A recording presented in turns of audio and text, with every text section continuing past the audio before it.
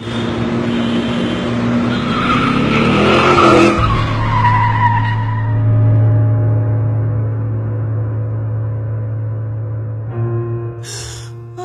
জানেন কি, দুর্ঘটনার 1 থেকে 2 মিনিটের মধ্যে শ্বাস বন্ধ হয়ে যাওয়া রোগীকে সিপিআর না দিলে রোগীর মৃত্যু ঘটতে পারে, কিংবা বেঁচে থাকলেও স্থায়ী কোমায় চলে যেতে পারে অথবা মানসিক ভারসাম্য হারাতে পারে। তাহলে বিপদগ্রস্তের সামনে আপনি কি এভাবেই দাঁড়িয়ে থাকবেন? আপনার একটু সহযোগিতা একটি প্রাণ বাঁচাতে পারে। প্রথমেই গুরুতর আহত ব্যক্তির গায়ে বাতাস লাগতে দিন। এবার রোগীর অবস্থা ভালোভাবে যাচাই করুন। Hello, ambulance.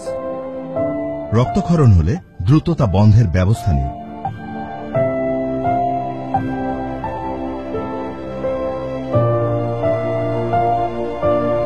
এরপর অ্যাম্বুলেন্স আসা পর্যন্ত সিপিআর দিতে থাকুন।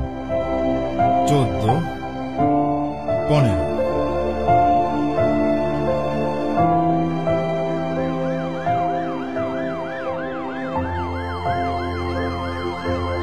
বিপদগ্রস্ত মানুষের হিরো আপনি যখন জানবেন সিপিআর। সিপিআর বা জরুরি প্রাথমিক চিকিৎসা সম্পর্কে জানুন, শিখুন, বিপদগ্রস্তের পাশে দাঁড়ান, হয়ে যান সমাজের হিরো।